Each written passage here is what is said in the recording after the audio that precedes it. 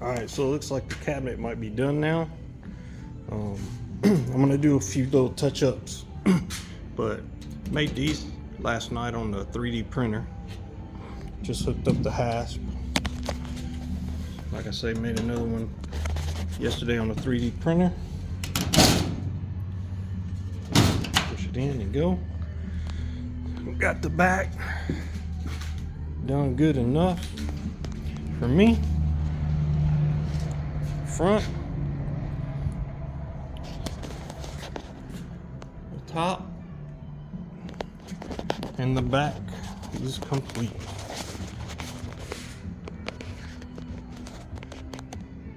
There's my jack. I'm gonna mount that. I'm trying to stretch, so I'm turning the camera a lot. And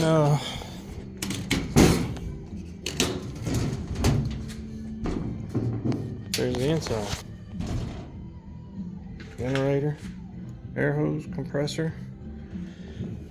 We'll leave the door open, obviously, when we're running it, but if it gets a little warm in there, starts looking like it's burning that back wall, I'll cut a hole in there and just make a little cover for it. And then I may end up making a hole right in here so I can see the sight glass for the compressor. But we'll see. I don't really think it's necessary right now. I'm gonna trim these rivets right here and right there, because I think it's keeping it from opening all the way. Well, not that it's a big deal, but I might end up doing something. But right now, I think I'm gonna run something for this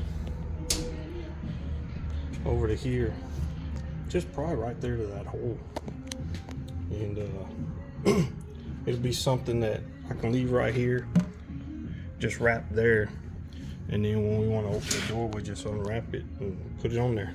I know I'm moving the camera fast, huh? But that looks like a completed project. I'll get a lock to put it on there. That's it. So I got that cabinet over there.